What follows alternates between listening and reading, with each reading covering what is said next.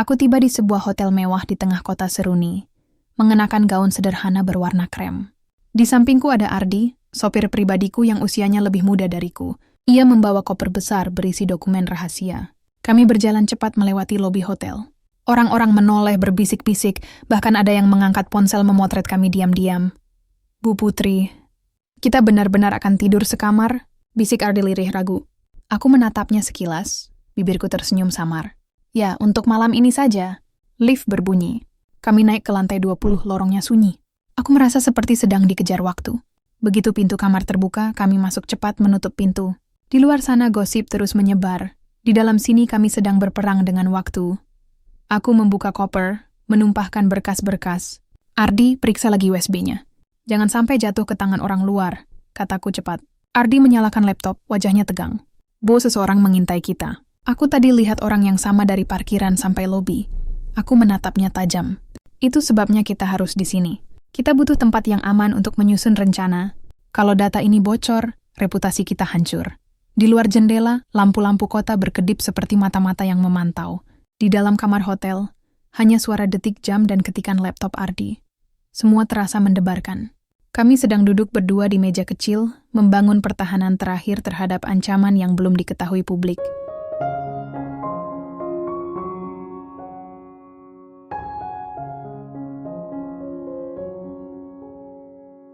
Namaku Putri. Orang-orang mengenalku sebagai perempuan berusia 35 tahun yang sudah menang dalam hidup, janda kaya raya, pemilik bisnis interior terkenal di Jakarta, punya kantor besar, klien papan atas, mobilku mewah, rumahku megah, pakaian dan tas bermerek. Tapi jarang ada yang tahu, di balik kaca mobil gelap dan pintu kantor tinggi, aku hanya seorang perempuan yang sering merasa sepi. Setiap pagi aku duduk di kursi belakang mobil, menatap pemandangan kota. Sopir pribadiku Ardi selalu sudah siap di depan setir. Usianya 30 tahun. Wajahnya teduh, tutur katanya sopan, dan selalu tahu jalan tercepat kemanapun aku pergi. Dari awal aku mempekerjakannya, aku sudah merasa nyaman karena dia tak banyak bicara, tapi tatapannya penuh hormat. Hari itu, seperti biasa, Ardi menunggu di depan rumah. Aku masuk mobil, ia membuka pintu dengan senyum tipis. "Selamat pagi, Bu Putri," sapanya. "Pagi, Ardi. Kita ke kantor dulu ya," jawabku singkat. Kami melaju di jalanan Jakarta. Di radio terdengar berita tentang proyek-proyek baru di luar kota. Kata "luar kota" membuatku sedikit bersemangat sekaligus cemas. Aku tahu, proyek besarku berikutnya akan membawaku keluar dari zona nyaman. Aku menatap pantulan wajahku di kaca jendela. Dari luar mungkin aku tampak sempurna. Tapi di dalam, ada keretakan yang tak terlihat. 3 tahun lalu aku kehilangan suami karena kecelakaan. Sejak itu aku fokus pada kerja, mencoba menutup semua celah kosong dengan jadwal rapat yang padat. Namun, semakin hari aku merasa semakin asing dengan diriku sendiri. Ardi memecah keheningan. "Bu, minggu depan kita ke kota Seruni ya? Itu untuk survei hotel yang kemarin." Aku menoleh cepat. "Kota Seruni?" "Iya, Bu. Kata Pak Bima, klien besar yang Bapak rekomendasikan itu mau ketemu langsung," jelasnya pelan. Aku menarik napas. Kota Seruni adalah kota kecil di dataran tinggi. Jaraknya 8 jam perjalanan. Mendengar namanya saja sudah terasa hawa dinginnya.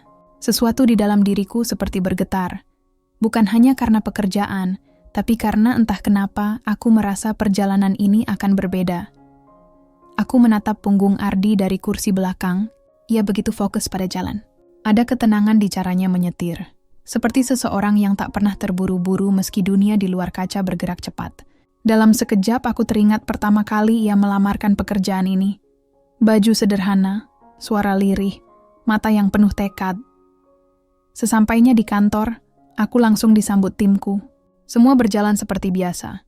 Namun sepanjang hari pikiranku melayang ke perjalanan minggu depan. Ada semacam firasat samar yang menempel di benakku. Perjalanan itu bukan sekadar pekerjaan. Menjelang sore, aku kembali masuk mobil. Ardi membuka pintu lagi. "Capek, Bu?" tanyanya hati-hati. Aku mengangguk. Capek tapi harus siap. Minggu depan kita kerja keras lagi. Ia tersenyum kecil. "Saya siap menemani, Bu." Kalimat sederhana itu menggema di kepalaku. Saya siap menemani. Entah kenapa terasa lebih dalam daripada sekadar kata sopir pada majikannya. Mungkin karena suaranya tulus. Di jalan pulang, hujan turun rintik-rintik. Aku menatap butiran air di kaca, lalu berbisik pada diriku sendiri. Apapun yang terjadi di kota Seruni nanti, aku harus siap. Aku tak tahu, di luar sana, seseorang sedang merancang sesuatu yang akan mengguncang hidupku. Dan aku juga tak tahu, orang yang kini duduk di kursi pengemudi, lelaki sederhana bernama Ardi, akan jadi sosok yang paling kupercaya ketika semua mulai runtuh. Malam itu, aku berdiri di balkon rumah, menatap lampu-lampu kota. Angin malam membawa aroma hujan. Ada getaran halus di dada, campuran takut, penasaran, dan semangat baru. Aku tahu hidupku akan berubah. Aku hanya belum tahu caranya. Disinilah cerita kami dimulai. Sebuah perjalanan bisnis yang biasa saja akan berubah menjadi perjalanan hati yang tak pernah kubayangkan sebelumnya.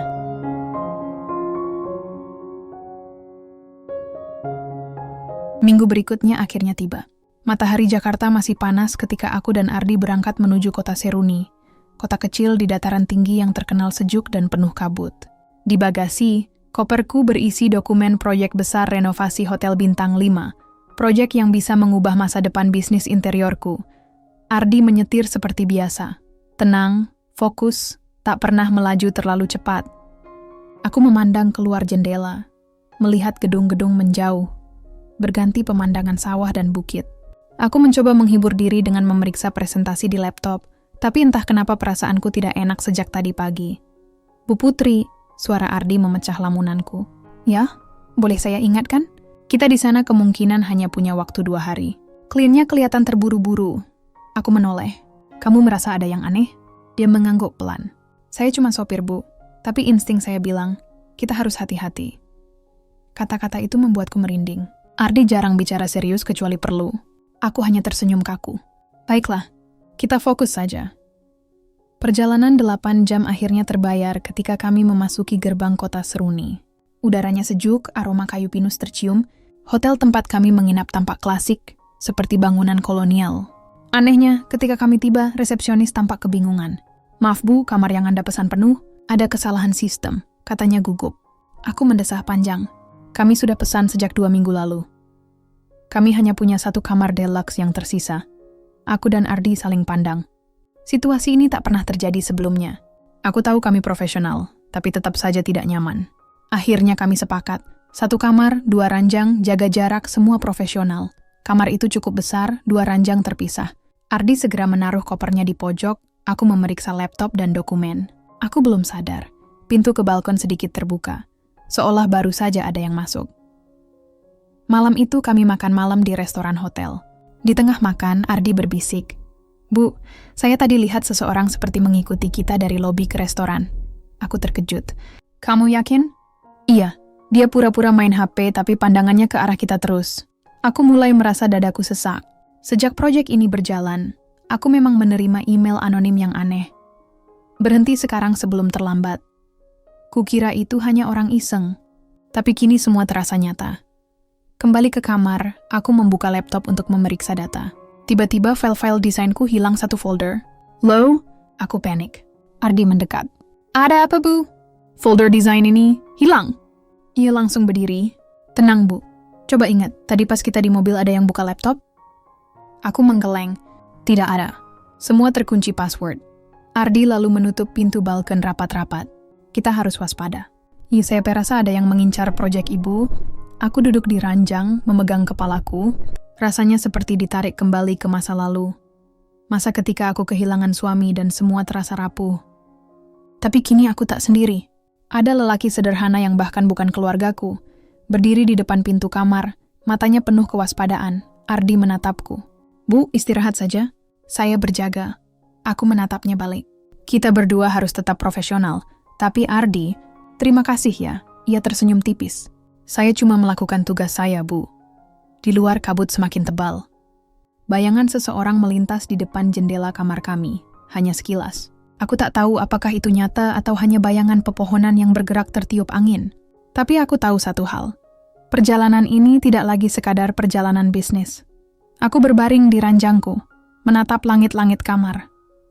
Degup jantungku lebih cepat dari biasanya. Di sebelah, Ardi duduk di kursi dekat pintu. Matanya tak lepas dari kunci kamar. Entah mengapa, kehadirannya membuatku sedikit lebih tenang, meski rasa takut tetap ada. Malam itu adalah malam pertama aku sadar. Ada yang sedang mengincar kami. Dan aku hanya punya satu orang yang bisa kupercaya di kota asing ini. Malam di kota Seruni terasa lebih dingin daripada yang kubayangkan.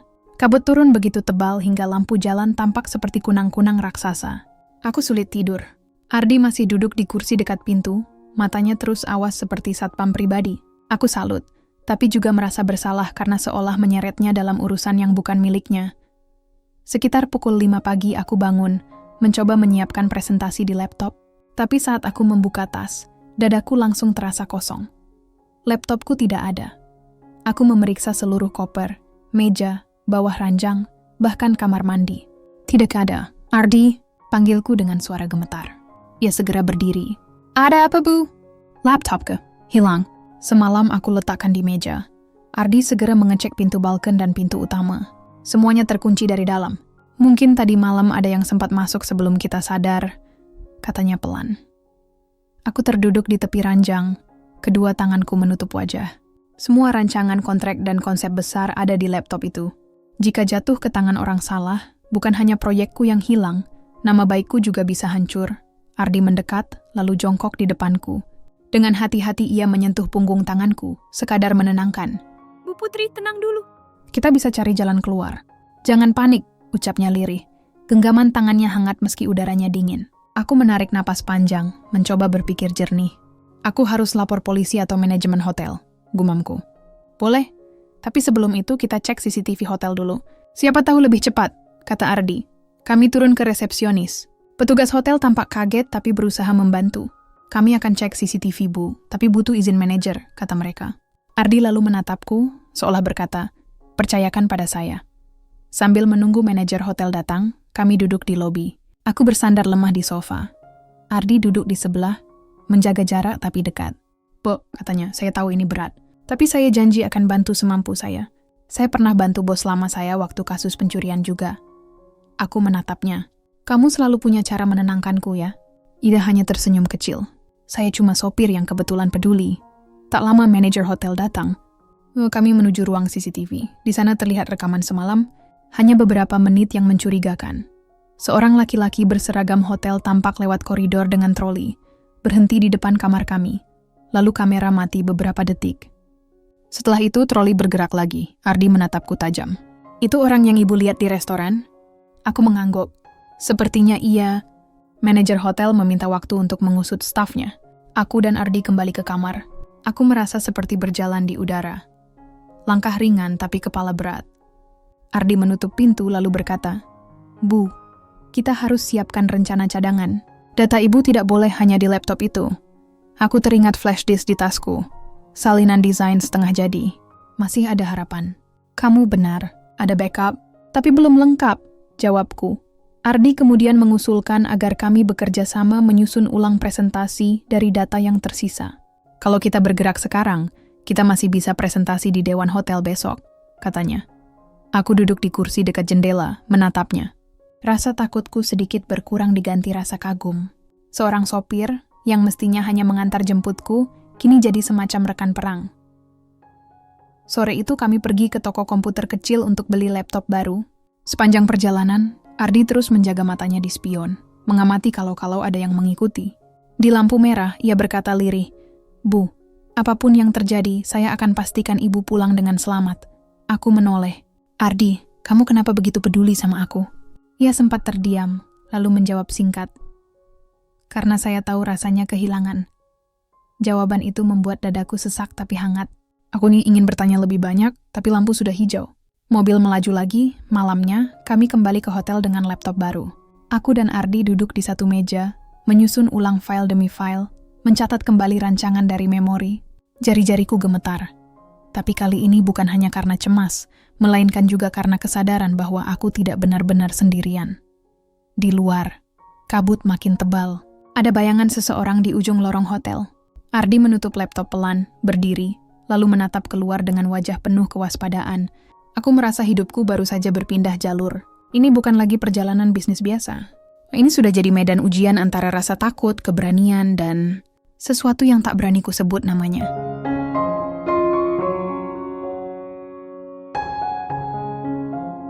Malam itu udara kota Seruni semakin dingin. Kabut yang turun sejak sore kini berubah jadi hujan tipis. Dari balkon kamar, lampu jalan nyaris tak terlihat. Di luar terdengar bunyi serangga malam dan sesekali deru mobil lewat. Aku duduk di tepi ranjang, memeluk jaket wall, berusaha fokus menyusun ulang data yang hilang. Ardi menutup laptopnya pelan, lalu berdiri. Bu, saya cek dulu ke lobi, siapa tahu manajer hotel sudah menemukan staf yang kita curigai. Aku mengangguk. Tapi jangan lama-lama, aku jadi agak takut. Ia tersenyum tipis. Tenang bu, saya cuma sebentar. 10 menit kemudian ia kembali, wajahnya serius. Belum ada kejelasan, tapi mereka janji akan tindak lanjuti besok pagi. Aku menatapnya. Jadi kita malam ini, ya kita di sini saja. Aman di kamar, jawabnya. Kami berdua terdiam. Hanya suara isi dan hujan yang terdengar. 2 ranjang terpisah itu seolah jadi batas tak kasat mata antara kehidupan pribadiku dan kehidupan pribadinya. Tapi entah mengapa keheningan ini justru terasa manusiawi. Aku membuka percakapan lebih dulu. Ardi, kamu selalu tenang menghadapi situasi begini. Aku penasaran, dulu kamu pernah kerja di mana? Ia duduk di kursi dekat jendela. Saya dulu jadi sopir keluarga juga, Bu. Tapi sebelum itu saya sempat kerja di bengkel. Hidup saya biasa saja, tapi saya punya adik yang harus kuliah. Itu yang bikin saya semangat kerja. Aku tersenyum kecil. Aku salut sama kamu. Banyak orang kalau sudah susah langsung menyerah. Ardi balik bertanya, kalau ibu sendiri, kok bisa sekuat ini? Kehilangan laptop saja orang biasa sudah stres berat. Apalagi ibu. Aku menunduk sebentar. Aku pernah kehilangan yang lebih besar, Ardi. Suamiku. Setelah itu rasanya dunia runtuh. Tapi aku harus bangkit demi diriku sendiri. Suasana hening. Lalu Ardi berkata lirih, saya ikut berduka, Bu. Saya baru tahu. Aku mengangguk. Terima kasih. Perbincangan kami berlanjut. Dari topik serius ke cerita ringan. Makanan favorit. Masa kecil. Kota yang ingin dikunjungi. Aku baru sadar sudah lama tak bicara sepanjang itu dengan seseorang tanpa topik bisnis. Di sela cerita, Ardi beberapa kali tertawa kecil. Aku ikut tertawa. Tiba-tiba terdengar suara klik di pintu. Seperti ada yang mencoba membuka dari luar. Kami berdua spontan menoleh. Ardi berdiri, melangkah cepat ke pintu dan mengintip lubang kecil. Tak ada siapapun. Ia lalu memutar kunci tambahan. Mungkin staf hotel, katanya, berusaha tenang. Aku bisa merasakan jantungku berdetak kencang. Ardi, ini makin aneh. Ia menoleh padaku. Ibu jangan takut. Saya di sini. Aku duduk di ranjang, lutut tertekuk. Ardi berjalan mendekat, lalu berdiri agak jauh tapi cukup dekat agar suaranya terdengar jelas. Kalau ibu mau istirahat, saya duduk di kursi saja. Besok pagi kita butuh tenaga. Aku mengangguk. Iya. Terima kasih sudah mau repot jagain aku. Ia tersenyum kecil. Bagi saya ini bukan repot, Bu. Saya anggap ini tanggung jawab. Beberapa jam berikutnya kami berdua tetap terjaga. Aku sempat tertidur sebentar, tapi terbangun ketika mendengar Ardi berbisik membaca doa. Aku menatapnya diam-diam. Lelaki sederhana dengan jaket tipis, duduk di kursi dekat pintu seperti penjaga benteng. Aku merasa ada sesuatu yang berbeda di dadaku. Bukan sekadar rasa aman, melainkan juga rasa dihargai sebagai manusia, bukan sekadar klien atau bos. Malam itu, untuk pertama kalinya setelah bertahun-tahun, aku merasa tidak sendirian. Tapi aku juga sadar, permainan ini belum selesai. Sesuatu atau seseorang masih mengincar kami, dan besok pagi mungkin akan membawa kejutan baru. Pagi di kota Seruni terasa lain. Matahari muncul samar di balik kabut, burung-burung kecil beterbangan di halaman hotel. Aku dan Ardi turun ke lobi untuk sarapan lebih pagi dari biasanya. Suasana terlihat normal. Sampai aku membuka ponselku, ada puluhan notifikasi masuk. Grup WhatsApp kantor ramai, email penuh pesan cemas, media sosialku banjir komentar. Aku mengerutkan kening, lalu membaca sebuah artikel di situs gosip online. Janda kaya dan sopir pribadinya hubungan spesial di balik proyek hotel. Aku langsung terpaku. Foto yang terpampang adalah aku dan Ardi kemarin sore ketika berjalan ke toko komputer. Aku terlihat sedang memegang lengan Ardi untuk menyeberang jalan. Foto itu diedit sedemikian rupa hingga seolah kami berdua berpegangan mesra. Judulnya dibuat bombastis. Tanganku bergetar memegang ponsel. Ardi, suaraku nyaris hilang. Ia mendekat. Ada apa, Bu? Aku menunjukkan layar. Dia membaca cepat. Wajahnya berubah. Ini fitnah. Aku mengangguk kaku. Ini bisa hancurkan reputasiku. Proyek ini bisa batal.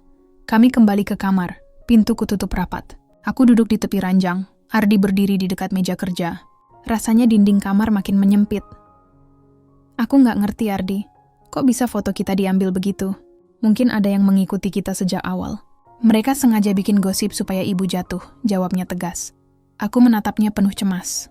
Aku harus jelaskan ke publik, tapi kalau aku marah-marah di medsos malah jadi bahan. Kalau aku diam saja, mereka pikir benar. Ardi berpikir sejenak. Ibu tenang dulu. Kita bisa luruskan lewat cara yang elegan. Jangan terburu-buru. Aku menatapnya. Kenapa kamu masih di sini? Bukankah ini juga bisa merugikanmu? Ia menggeleng. Saya ikut karena ini tanggung jawab saya. Saya tahu ibu orang baik. Gosip itu cuma sementara. Aku terdiam. Kalimatnya seperti penyangga di antara reruntuhan sore itu, aku mencoba menghubungi tim PR kantorku untuk menyusun pernyataan resmi. Sementara itu, Ardi mencari info di sekitar hotel, pura-pura ngobrol dengan staf. Dia kembali dengan wajah serius. Bu, saya dengar ada tamu pria di lantai 2 yang sering tanya-tanya tentang kita. Bisa jadi dia sumber foto. Aku menarik napas. Semakin jelas ini perang reputasi. Malamnya aku duduk di balkon hotel, menatap lampu-lampu kota kecil itu. Di dalam kamar Ardi masih bekerja di laptop, menyusun ulang presentasi. Aku mendekat. Ardi, panggilku pelan. Ya, Bu. Kalau bukan karena kamu, mungkin aku sudah pulang ke Jakarta sekarang dengan kepala tertunduk. Terima kasih. Ia tersenyum kecil, kali ini lebih hangat. Saya cuma sopir, Bu. Tapi saya belajar kalau kesetiaan itu bukan soal jabatan. Aku mengangguk. Udaranya semakin dingin. Tanpa sadar aku menggigil. Ardi melihat itu lalu berkata, Ibu kedinginan. Ini jaket saya. Ia menyodorkan jaket tipisnya. Aku sempat ragu tapi akhirnya menerimanya. Hangatnya jaket itu bukan cuma karena kainnya, tapi juga karena rasa dilindungi. Malam itu aku sadar, fitnah bisa mengguncang reputasi, tapi tidak bisa memutuskan benang kepercayaan yang mulai tumbuh. Namun aku juga tahu badai ini belum selesai. Fitnah baru permulaan, dan aku harus siap menghadapi yang lebih besar. Pagi berikutnya, aku bangun dengan kepala berat. Notifikasi di ponsel masih terus berdatangan. Tim PR kantorku di Jakarta sudah mengunggah klarifikasi resmi, tapi komentar netizen tetap heboh. Aku memandangi layar, merasa seperti terseret arus yang tak bisa kuhentikan. Ardi mengetuk pintu kamar mandi. Bu Putri, sarapan dulu yuk. Kita butuh tenaga. Aku keluar dengan wajah pucat. Aku nggak selera makan, Ardi. Dia menatapku serius. Bu, justru sekarang ibu harus kuat. Jangan sampai kelihatan jatuh. Kami turun ke restoran hotel. Saat berjalan di koridor, Ardi tanpa sadar menyentuh lenganku agar aku tidak terpeleset lantai licin. Sentuhan sederhana itu rasanya seperti alarm kecil. Aku nggak sendiri. Di meja sarapan aku hampir tidak menyentuh makanan. Ardi yang biasanya diam kini lebih banyak bicara, mencoba membuatku fokus. Bu, saya sudah bicara dengan salah satu staf hotel yang saya percaya. Katanya ada tamu pria yang selalu duduk di lobi, pura-pura baca koran. Dia punya kamera kecil, aku mendongak. Jadi dia yang memotret kita?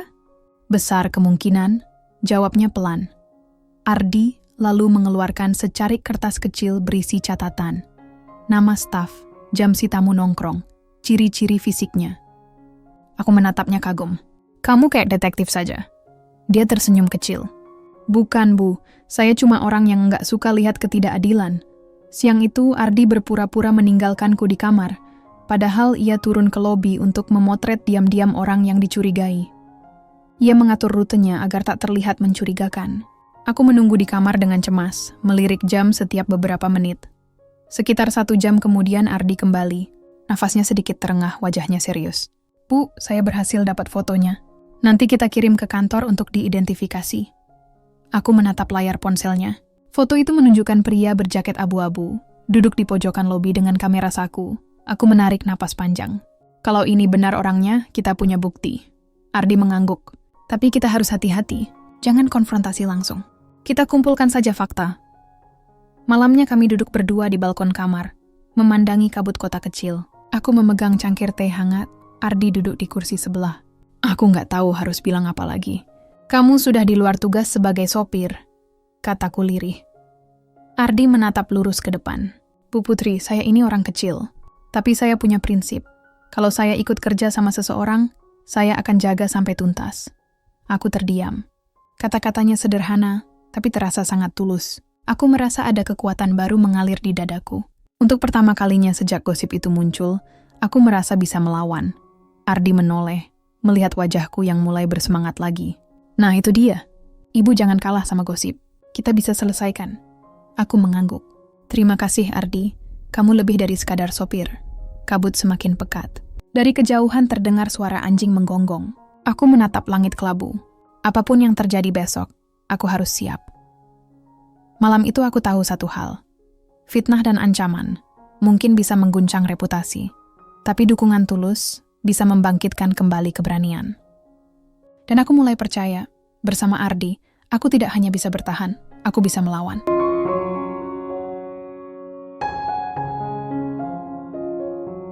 Pagi itu terasa berbeda. Untuk pertama kali sejak gosip itu muncul, aku bangun dengan tekad, bukan ketakutan. Langit kota Seruni masih abu-abu, tapi di dalam diriku ada percikan semangat baru.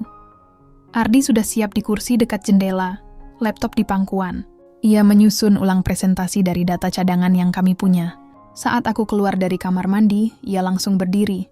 Bu Putri, saya sudah mulai rangkai materi presentasi. Kita bisa kelar sore ini. Aku mengangguk. Bagus. Aku juga sudah hubungi tim kantor. Mereka kirim data tambahan lewat email aman. Kami duduk bersebelahan di meja kecil kamar hotel. Aku mengetik cepat. Ardi membantu mengingat detail yang sempat ia lihat di layar laptop yang hilang. Kerjasama ini terasa aneh sekaligus menyenangkan. Seorang sopir dan seorang pemilik usaha interior bekerja sebagai tim. Di sela kerja, Ardi berkata lirih, Bu, saya sudah kirim foto pria di lobi ke teman saya di Jakarta. Dia kenal dunia media. Mungkin dia bisa lacak identitasnya. Aku menatapnya, tak percaya. Kamu punya jaringan sampai sana? Dia tersenyum kecil. Bukan jaringan besar, Bu, hanya teman lama. Tapi dia orangnya bisa dipercaya. Siang itu kami turun ke restoran hotel. Wajahku mulai terlihat segar, tidak lagi pucat. Banyak tamu hotel yang memperhatikan kami, mungkin karena gosip itu. Aku hanya tersenyum tipis dan berjalan tegak. Ardi berjalan setengah langkah di belakang, menjaga jarak tapi siap siaga. Di meja makan aku berkata pelan, Ardi, aku baru sadar sesuatu. Aku dulu selalu merasa sendirian meskipun punya segalanya. Tapi sekarang aku nggak sendiri. Dia menoleh. Ibu memang nggak sendiri. Tapi saya harap ibu juga ingat. Jangan pernah merasa lemah di depan mereka. Itu yang mereka tunggu. Kami kembali ke kamar. Ardi memandangi papan catatan kecil yang ia bawa dari mobil. Ia mulai menggambar skema. Nama klien, nama staf hotel, nama pria di lobi. Aku kagum melihatnya. Kamu serius banget ya? Kataku sambil tertawa kecil. Ardi ikut tertawa. Kalau ini film, saya udah kayak bodyguard plus detektif. Aku tertawa lebih lepas. Rasanya lama sekali aku tidak tertawa seperti ini. Tiba-tiba semua ketegangan terasa sedikit lebih ringan. Sore itu kami mencoba simulasi presentasi. Aku berdiri di depan dinding, Ardi menjadi penonton yang mengajukan pertanyaan sulit. Latihan ini membuatku lebih percaya diri. Ardi, kamu hebat juga ya jadi penanya yang galak, candaku. Dia mengangkat bahu. Saya cuman latihan supaya ibu siap mental. Malamnya kami berjalan di taman hotel yang sepi. Udaranya dingin, pohon pinus mengeluarkan aroma tajam. Aku memakai jaket tebal. Ardi berjalan di sebelahku. Besok kita punya kesempatan kedua, kataku lirih. Betul, Bu. Kita jangan sia-siakan, jawabnya. Di ujung taman kami berhenti sejenak.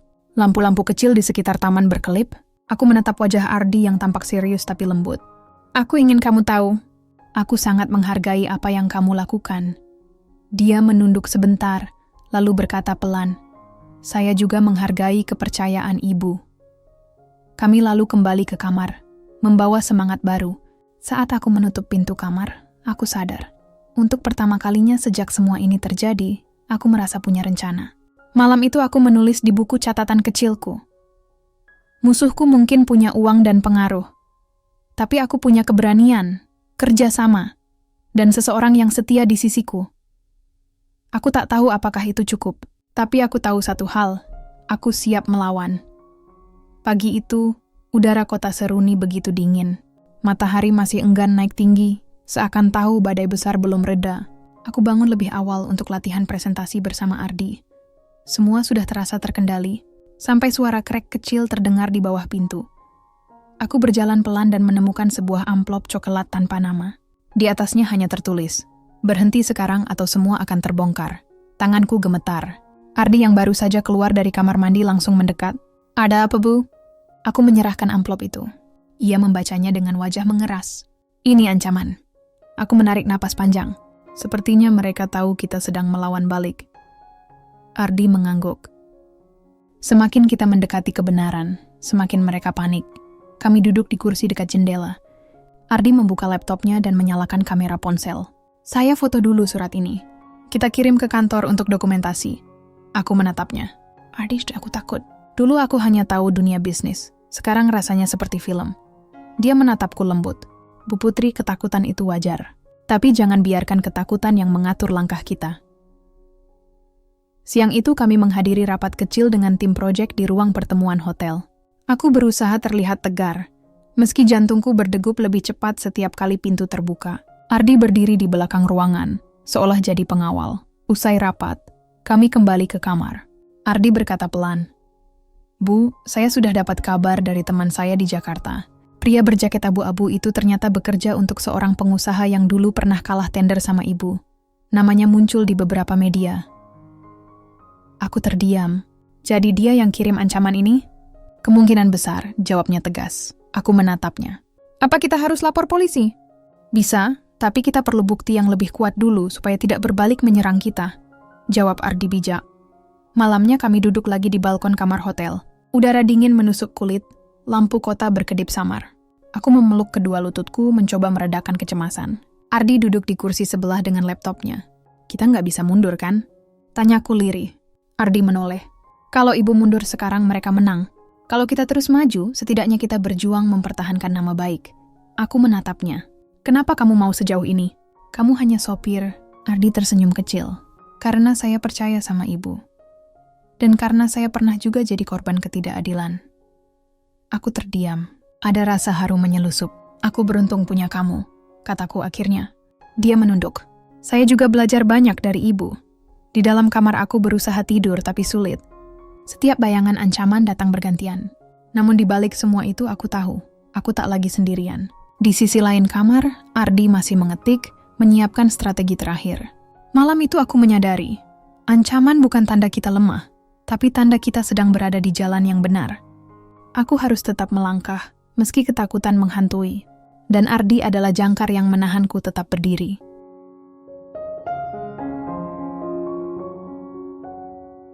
Pagi itu aku bangun dengan napas lebih berat dari biasanya. Surat ancaman kemarin masih ada di meja, seperti pengingat bahwa waktu kami tak banyak. Tapi kali ini aku tidak ingin lagi jadi korban. Aku ingin melawan dengan cara elegan dan bersih. Ardi sudah berdiri di dekat jendela dengan secangkir kopi. Ia menatap keluar kota kecil yang berkabut.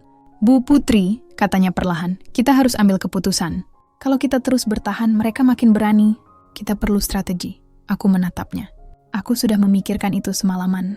Aku tidak mau lagi hanya bertahan. Aku mau membuktikan pada publik bahwa aku profesional, jujur, dan layak dipercaya. Ardi mengangguk. Kita tetapkan tujuan jelas, Bu. Kita selesaikan presentasi besok, tunjukkan data paling lengkap, dan kita kirim bukti fitnah ini ke kantor hukum untuk diproses resmi. Itu cara paling bersih. Aku tersenyum tipis. Kamu benar. Kita jalani 2 jalur. Selamatkan proyek dan selamatkan nama baik. Hari itu kami mulai bekerja seperti tim komando. Aku menyusun ulang materi presentasi. Ardi mengumpulkan dokumen pendukung. Kami juga menyiapkan bukti fitnah yang telah difoto dan dikirim ke Jakarta. Siang menjelang sore kami turun ke lobi untuk bertemu manajer hotel. Manajer itu awalnya terlihat canggung karena gosip yang beredar. Tapi setelah melihat keseriusan kami dan mendengar penjelasan, ia akhirnya mau membantu. Meminjamkan ruangan kecil untuk rapat tertutup dan memeriksa CCTV hotel. Aku melihat Ardi tersenyum lega. 1 langkah maju, Bu. Aku mengangguk. Iya, kita mulai punya sekutu. Sore itu kami berjalan keluar hotel untuk mencari udara segar. Kota Seruni tampak cantik dengan bunga kertas bermekaran di sepanjang jalan. Orang-orang memandang kami penuh rasa ingin tahu, tapi aku berusaha tetap tegak. Ardi berjalan di sebelahku, 1 langkah lebih dekat. Aku berkata lirih, Ardi, kalau bukan karena kamu, mungkin aku sudah menyerah. Dia menoleh, matanya hangat. Kalau bukan karena ibu juga, saya mungkin nggak punya keberanian sebanyak ini. Kira saling menguatkan. Kami berhenti di jembatan kecil yang menghadap sungai. Airnya mengalir deras, mencerminkan langit abu-abu. Aku menatap jauh. Besok kita akan diuji. Presentasi ini bukan hanya soal proyek, tapi juga harga diri. Ardi menatapku penuh keyakinan. Saya yakin kita bisa. Kita sudah lewati separuh jalan. Malamnya kami latihan presentasi lagi. Ardi jadi penanya yang keras, aku berlatih menjawab dengan tenang. Rasanya seperti gladi resik perang. Sebelum tidur aku menulis di buku catatan. Tujuan kami jelas, buktikan kebenaran, selamatkan proyek, dan bongkar fitnah. Ardi yang duduk di meja berkata pelan, Bu Putri, besok kita akan hadapi banyak mata yang meragukan, tapi kita harus jadi tim yang solid. Aku tersenyum. Iya, kita tim kecil tapi hati kita besar. Malam itu aku merasa pertama kali setelah sekian lama. Aku bukan hanya mempertahankan reputasi, aku sedang memperjuangkan sesuatu yang lebih besar, martabat dan kebenaran. Bersama Ardi, aku merasa sanggup menghadapi badai apapun. Pagi itu udara terasa tebal. Matahari menembus jendela kamar hotel seperti garis tipis, seolah mengingatkan. Hari ini semuanya ditentukan. Aku bangun lebih pagi dari biasanya. Di meja kecil kamar, Ardi sudah duduk dengan laptopnya, tampak serius. Ada kabar apa? Tanyaku. Dia menoleh dengan wajah cemas. Bu Putri, akun media gosip itu baru saja unggah video baru. Mereka bilang ibu dan saya sudah bermalam bersama selama seminggu di sini. Videonya disunting supaya terlihat mesra.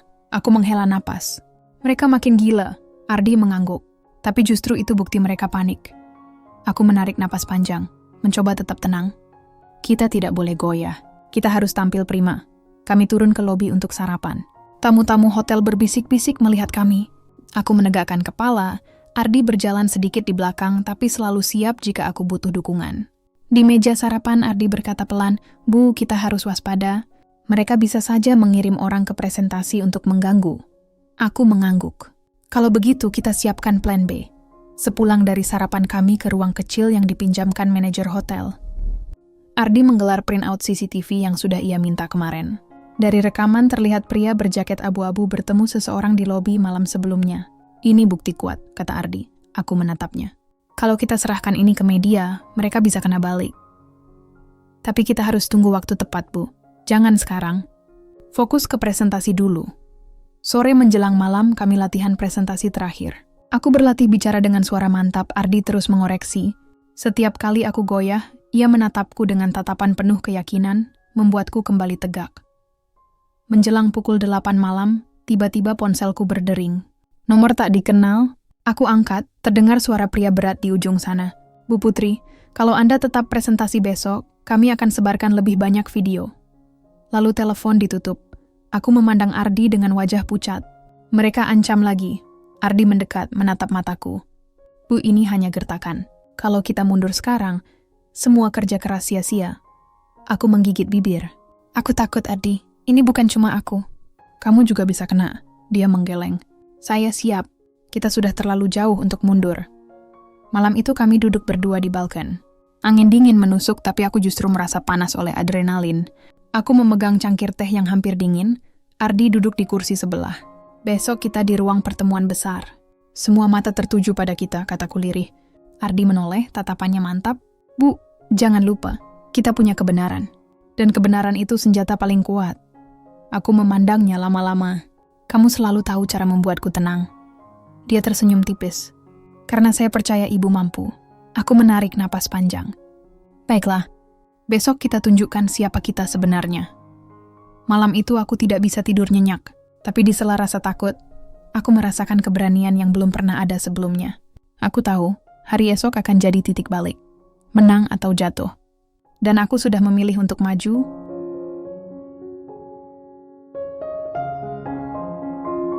Pagi itu kota Seruni terasa sangat berbeda. Jalanan penuh aktivitas, langit mendung berat seperti menahan hujan. Jantungku berdetak cepat. Di ruang konferensi hotel, para pemangku kepentingan sudah berdatangan. Investor, tim proyek, wartawan lokal, bahkan orang-orang yang selama ini meragukan integritasku. Ardi berdiri di dekat pintu, mengenakan kemeja rapi. Wajahnya tegas tapi matanya penuh empati. Bu Putri, ini saatnya, katanya pelan. Aku mengangguk. Kita jalani bersama. Kami menyiapkan presentasi dengan rapi. Laptop yang memuat file presentasi tersambung ke proyektor. Slide pertama sudah muncul di layar besar. Logo perusahaanku, judul presentasi, dan gambar desain interior hotel impian. Aku melangkah ke depan ruangan dengan kepala tegak. Selamat pagi, Bapak dan Ibu. Suaraku terdengar mantap.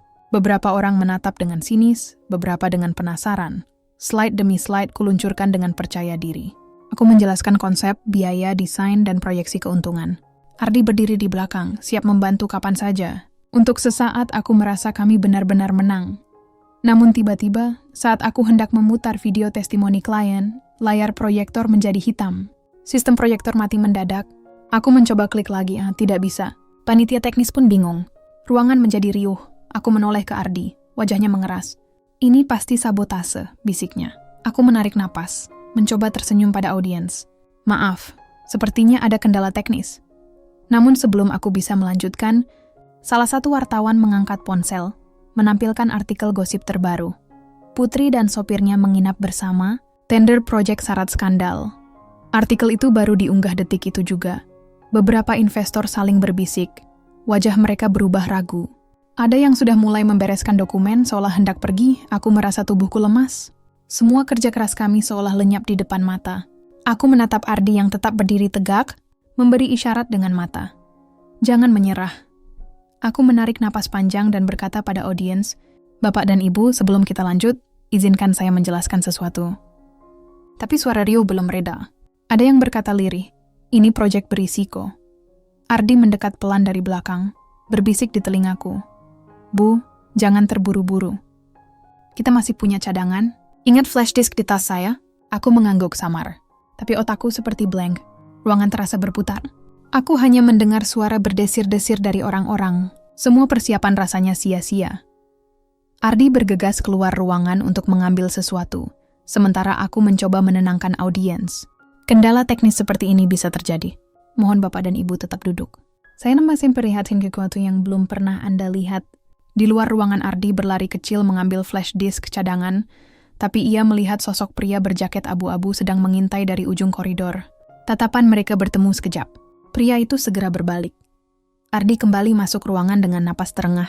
Ia memberikan flash disk padaku. Tapi panitia teknis berkata panik. Colokan proyektor rusak, Bu. Kami butuh waktu perbaikan. Aku menatap Ardi. Matanya memberi semangat, tapi juga terlihat lelah. Bu, kita bisa pakai cara manual. Kita jelaskan tanpa slide. Kita tunjukkan data cetak, bisiknya. Aku memandangi ruangan penuh wajah-wajah ragu. Tiba-tiba rasanya semua jalan buntu. Di titik itulah aku merasa, semua usahaku hampir sia-sia. Semua kerja keras, semua latihan, semua strategi, seperti runtuh di depan mata. Aku harus memutuskan, menyerah sekarang atau mencari cara terakhir yang paling berisiko. Ruangan konferensi terasa seperti ruang sidang. Investor duduk dengan wajah datar, sebagian wartawan sudah menyiapkan kamera, slide presentasi mati total. Gosip di layar ponsel mereka terus bergerak. Aku memandang Ardi, wajahnya keras, tapi matanya tetap penuh dukungan. Bu, bisik Ardi lirih di dekatku. Kita masih punya data cetak, kita bisa jelaskan manual. Aku menarik napas panjang. Kalau kita jelaskan manual, mereka tetap nggak percaya. Gosip itu sudah terlalu kuat. Ardi menatapku dalam. Lalu kita harus bagaimana? Aku memandang audiens. Aku bisa menyerah, atau aku bisa membuka semuanya. Termasuk ancaman, bukti CCTV, dan siapa sebenarnya di balik gosip. Itu taruhan besar. Kalau aku salah langkah, aku dianggap drama. Tapi kalau benar, aku bisa memutar arah keadaan. Aku berdiri tegak. Bapak dan Ibu, suaraku kini lebih lantang. Saya tahu ada gosip yang beredar tentang saya dan sopir saya, Pak Ardi. Saya tahu berita itu sengaja dimunculkan untuk merusak reputasi saya dan proyek ini. Ruangan mendadak hening. Semua mata tertuju padaku. Wartawan mulai mengangkat ponsel. Aku melanjutkan. Saya tidak akan lari dari kenyataan. Pak Ardi adalah sopir saya sekaligus orang yang membantu saya di masa sulit. Tidak lebih. Dan saya membawa bukti bahwa gosip ini adalah rekayasa. Aku memberi isyarat pada Ardi. Ia maju ke depan membawa map berisi foto CCTV, surat ancaman, dan laporan kecil dari tim hukum di Jakarta. Aku tunjukkan beberapa foto di layar kecil laptop yang dihubungkan ke monitor cadangan milik hotel. Investor saling berbisik. Wartawan mulai mengambil gambar. Aku menjelaskan kronologi. Kehilangan data. Kemunculan pria berjaket abu-abu, surat ancaman. Semua kutampilkan dengan runut dan tegas. Saat aku bicara, Ardi berdiri tegak di sampingku. Wajahnya serius tapi penuh empati. Aku merasa seperti punya sekutu sejati. Apa artinya semua ini? Tanya salah satu investor. Artinya saya tetap profesional. Jawabku mantap. Saya datang ke sini membawa ide, bukan skandal. Saya datang untuk bekerja, bukan untuk bermain-main. Dan saya akan tunjukkan bahwa proyek ini layak meskipun ada upaya menjatuhkan saya. Aku lalu membuka map kedua berisi data proyek cetak, grafik keuntungan, dan laporan biaya yang detail. Aku bagikan langsung ke meja investor satu persatu. Mereka membaca serius. Wartawan bertanya, "Bu Putri, berarti semua gosip itu palsu?" Aku menatap mereka lurus. "Ya, palsu. Dan saya akan menempuh jalur hukum terhadap penyebarnya." Untuk sesaat ruangan kembali hening. Lalu perlahan beberapa investor mulai mengangguk. Seseorang berkata lirih, "Berani juga ya?" Aku menatap Ardi. "Ini saatnya," bisiku. Dia mengangguk pelan, matanya berbinar. Ibu sudah melakukan hal yang benar. Tapi aku tahu kami belum benar-benar menang. Presentasi ini belum selesai. Aku baru saja meletakkan taruhan terbesar. Reputasi, kepercayaan, bahkan proyek yang jadi hidupku. Dan aku masih harus menutupnya dengan cara yang elegan. Malam itu setelah semua orang pulang, aku dan Ardi duduk di bangku taman hotel. Lampu-lampu kota redup. Tapi di hatiku ada cahaya kecil. Aku baru saja menghadapi ketakutanku paling besar. Aku belum tahu hasilnya, tapi aku tahu aku sudah berani. Dan sebenarnya itu terhadap semuanya adalah kemenangan pertama.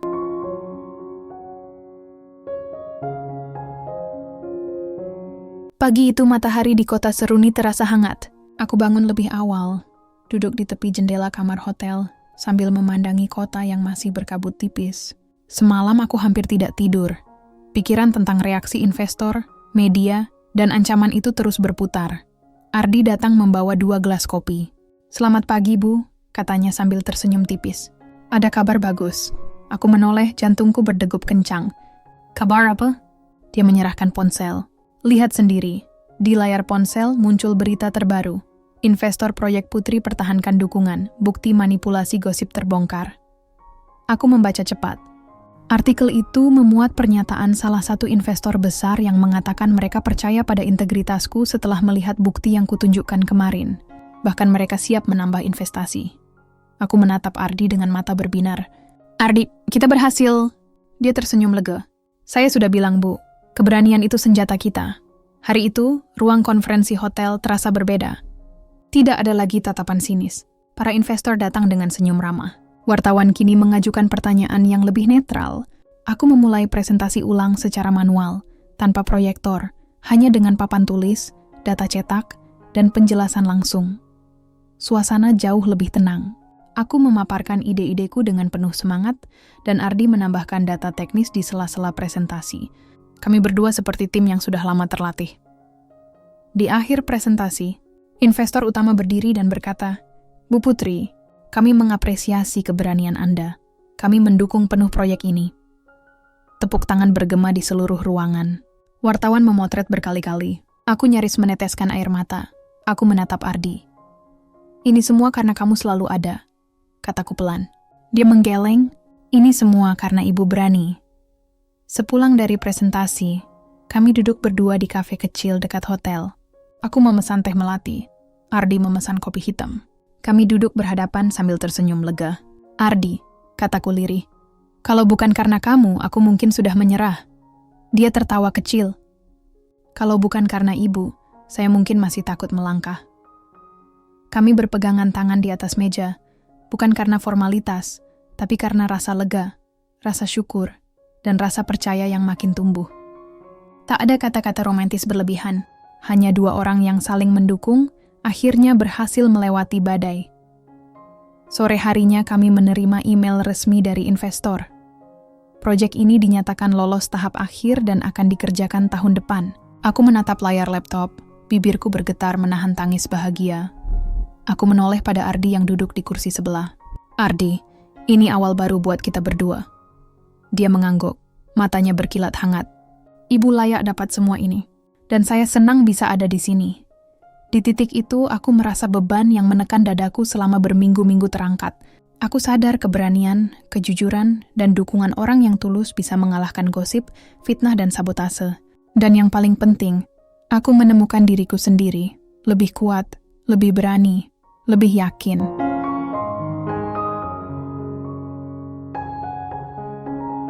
Tiga bulan setelah kejadian dramatis di Seruni, proyek besar itu resmi dimulai.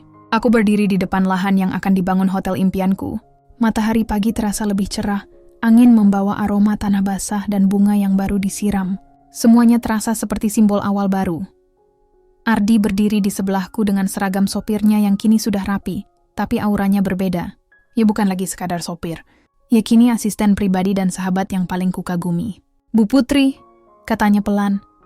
Saya masih suka nggak percaya kita sudah sampai di titik ini. Aku tertawa kecil. Aku juga. Rasanya baru kemarin kita lari-lari cari bukti CCTV. Kami berjalan menyusuri tanah kosong yang sebentar lagi akan berubah menjadi bangunan megah. Setiap langkah terasa seperti menutup bab lama dan membuka bab baru. Para pekerja mulai memasang patok, manajer proyek berdiskusi, investor sesekali datang memantau. Semua berjalan lancar. Di sela-sela itu aku belajar satu hal. Orang boleh meremehkan kita, menyebar gosip, bahkan mencoba menjatuhkan. Tapi jika kita teguh pada kebenaran, tetap bekerja keras, dan berani melawan dengan elegan, pintu yang tertutup akan terbuka satu persatu. Ardi menatapku serius. Bu, saya mau bilang terima kasih. Karena ibu, saya belajar apa arti kesetiaan dan keberanian. Aku memandangnya dengan mata hangat. Aku juga berterima kasih.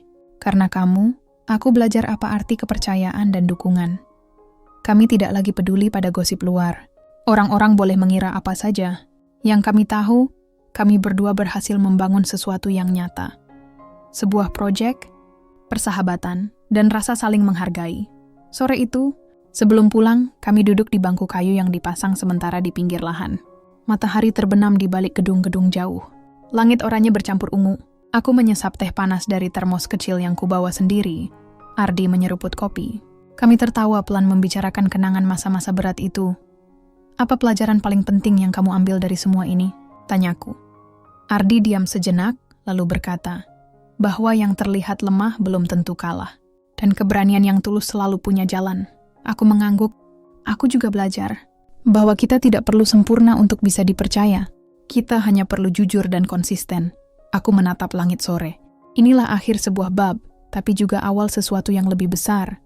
Aku merasa bukan hanya membangun hotel, tetapi juga membangun diriku yang baru, lebih tegar, lebih tenang, lebih bahagia. Dan aku tahu, perjalanan ini akan terus berlanjut. Mungkin nanti akan ada tantangan baru. Tapi sekarang, aku sudah punya bekal paling berharga. Keberanian, kejujuran, kerja keras, dan orang-orang yang tulus mendukungku.